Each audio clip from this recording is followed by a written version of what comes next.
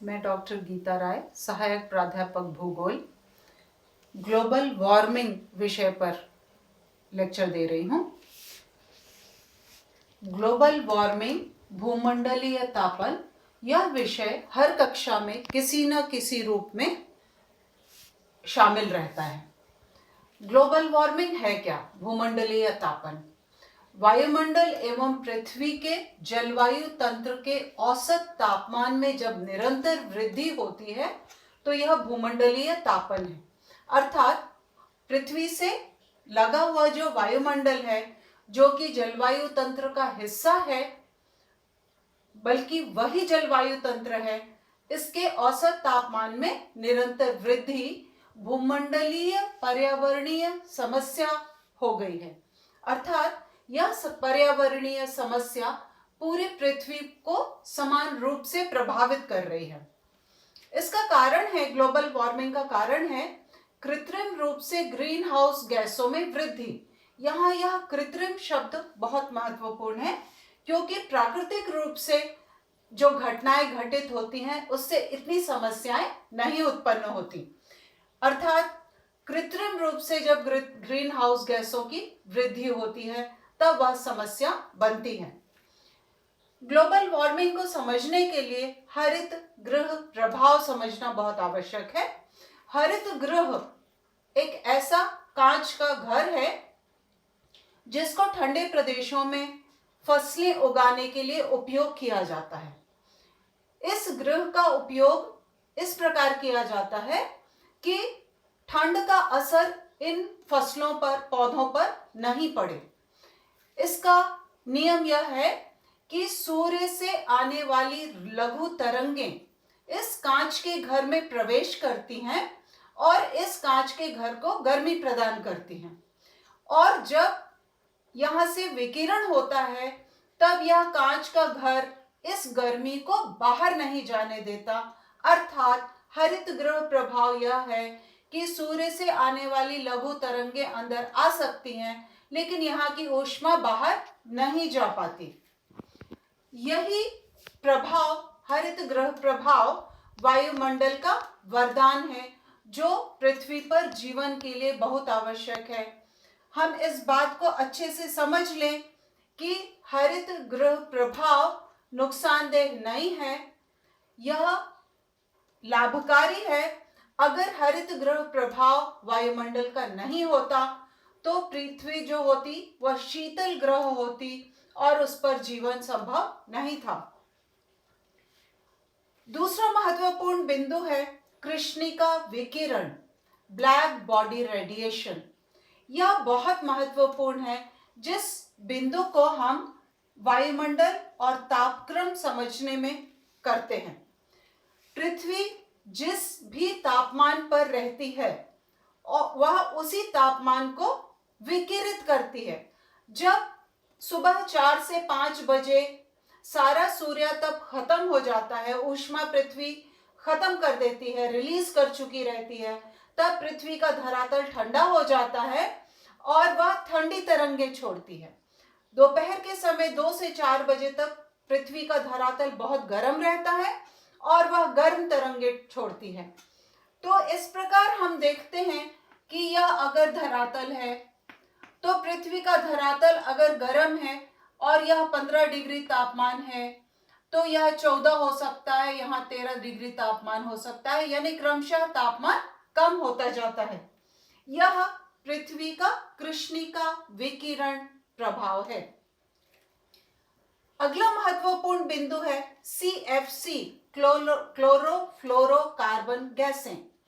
इन गैसों के कारण ही भूमंडलीय तापन में वृद्धि हो रही है। ये CFC गैसें वास्तव में carbon dioxide, halon, nitrogen, chlorine, methane, fluorine, hydrogen, जल वाष्प आदि हैं। इन गैसों के कारण भूमंडलीय तापन हो रहा है। इनको ग्रीन हाउस गैसेस कहा जाता है। ये गैसेस पृथ्वी के द्वारा छोड़े हुए तापमान को अपने में समाहित रखती हैं और शून्य में विलीन नहीं होने देती। अर्थात यही गैसें प्रमुख कारण हैं ग्लोबल वार्मिंग का। अगला बिंदु जो महत्वपूर्ण है वह ओजोन है।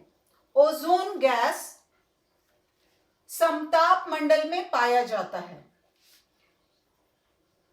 इस डायग्राम से हम समझ सकते हैं, इस डायग्राम को मैंने थोड़ा एक्सैजरेट करके बनाया है। यह पृथ्वी है और यह ओजोन गैस की परत है। वास्तव में ओजोन गैस की जो परत है वह सिर्फ 1.5 किलोमीटर चौड़ी है। इसको मैंने थोड़ा बड़ा इसलिए बनाया है जिससे ये समझ में आ सके और दिखे। ओजोन गैस का क्षरण या ओजोन परत का पतला होना यह होता है कि ओजोन गैस जहां छिछली हो जाती है वह ओजोन गैस की परत का क्षीण होना, पतला होना होता है। जिन क्षेत्रों में ओजोन गैस बिल्कुल खत्म हो जाती है उस परत को ओजोन परत में छिद्र बोला जाता है। अब यह स्थिति क्यों होती है, यह बहुत महत्वपूर्ण है। ओजोन वास्तव में ऑक्सीजन के अणु हैं। ऑक्सीजन का एक अणु और ऑक्सीजन के 2 अणु मिलके पराबैंगनी अल्ट्रावायलेट किरणों के साथ मिलकर प्रक्रिया करके ओजोन गैस का निर्माण करते हैं और उसको तोड़ते भी हैं। वास्तव में O3 ओजोन गैस होती है। यह एक अस्थिर गैस है। यह निर्मित होती है और नष्ट भी होती है। सूर्य की किरणें एवं CFC gases, chlorofluorocarbon gases, ozone gas के अणु को तोड़ देती हैं। यह गैस फिर ओजोन न रहकर सिर्फ ऑक्सीजन रह जाती है और इसमें से एक अणु विलग हो जाता है छिटक कर। तो इस बात को हमें समझना बहुत आवश्यक है कि ओजोन गैस अस्थिर गैस है और यह दूसरी गैसों से सक्रिय रूप से प्रक्रिया करती है, इसलिए यह इसका टूटना बहुत आसानी से हो जाता है। अब ग्लोबल वार्मिंग के कारण। ग्लोबल वार्मिंग के प्रमुख कारण हैं विद्युत उत्पादन केंद्र, उद्योगों का धुआं, रासायनिक पदार्थ, यातायात के साधन, वन विनाश, निर्वनीकरण और वनाग्नि दोनों, प्रशीतन ग्रह, सुपरसोनिक विमान इत्यादि। यह कारण हम हमेशा से पढ़ते आए हैं, स्कूल शिक्षा से पढ़ते आए हैं, तो इन कारणों का विवरण हमको पहले से पता है। ये महत्वपूर्ण कारण है। अब ग्लोबल वार्मिंग के प्रभाव, यह बहुत महत्वपूर्ण है। ग्लोबल वार्मिंग के कारण जलवायु परिवर्तन हो रहा है। अल नीनो और ला नीना की विशेषताओं में अंतर आ रहा है। इसके कारण बाढ़ और सूखा पड़ रहा है। गल्फ स्ट्रीम में व्यवधान आ रहा है। गल्फ स्ट्रीम मैक्सिको की खाड़ी से होकर गुजरती है और इन क्षेत्रों में, उत्तर अमेरिका के मैक्सिको की खाड़ी के क्षेत्रों में इतने सक्रिय हरिकेन और तूफान पहले कभी नहीं आते थे जितने अभी आ रहे हैं। हिम टोपियों का पिघलना, टूटना, त्वचा का कैंसर, फसलों का नुकसान, समुद्री पारिस्थितिकी पर प्रभाव पड़ रहा है।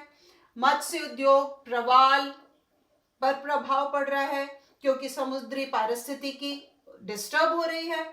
मरुस्थलीकरण की क्रिया हो रही है बहुत तीव्र गति से। मरुस्थलीय क्षेत्रों में हिमपात हो रहा है, यानी कि बहुत तीव्र जलवायु परिवर्तन हो रहा है। जिन क्षेत्रों में कभी भी हिमपात नहीं देखा गया उन क्षेत्रों में, UAE में हिमपात हुआ। एंटार्क्टिका के पर्वतीय क्षेत्रों में घास उगी हुई देखी गई। जो प्रभाव एक बहुत महत्वपूर्ण है वह यह है कि प्राणी वर्गीय क्षेत्रों में DNA में प्रभाव पड़ रहा है। यह पादपों में और जीवों में दोनों में है। अब इससे बचाव के क्या उपाय हैं? पृथ्वी समिट्स के दौरान बहुत सारे निर्णय लिए गए, लेकिन ये प्रभावी ढंग से नहीं संपन्न हो पाए, इनका अनुसरण कोई नहीं कर रहा है। विकसित देश तो अपना अलग ही राग अलाप रहे हैं और विकासशील देशों को अभी विकास कर रहे हैं, तो उनको कार्बन और क्लोरोफ्लोरोकार्बन गैसेस का उत्सर्जन वह सीमित नहीं कर पा रहे हैं। वृक्षारोपण एक उपाय है। एक बहुत महत्वपूर्ण बिंदु है कार्बन क्रेडिट। जो विकसित देश हैं वह विकासशील देशों को समाधान के लिए पैसा उपलब्ध कराएं और विकासशील देश अपना विकास कर सकें, उद्योगों को स्थापित कर सकें, उद्योगों को सुचारू रूप से चला सकें। इसी प्रकार धान प्रभावित क्षेत्रों में जो धान उगाने वाले कृषि क्षेत्र हैं, उनमें अगर असिंचित धान की फसल ली जाती है तो मीथेन का उत्सर्जन कम होता है। तो सिंचित धान की फसल या विकसित देशों को, ऐसे कृषकों को साधन उपलब्ध करवाने चाहिए। यह कार्बन क्रेडिट बहुत महत्वपूर्ण है, इसको शीघ्रता से लागू किया जाना चाहिए। सीएफसी वायुमंडल में 110 वर्षों तक रहती है। अभी देरी हो चुकी है, इसलिए सजगता बहुत आवश्यक है। उद्योगों को प्रेसिपिटेटर आदि लगाना चाहिए, जिससे सीएफसी गैसों का उत्सर्जन बाधित हो और वायुमंडल अब और आगे प्रदूषित ना हो। तो निष्कर्ष रूप से हम समझ सकते हैं कि अगर पृथ्वी पर जीवन को बचाना है तो फिर भूमंडलीय तापन को सीमित करना ही होगा।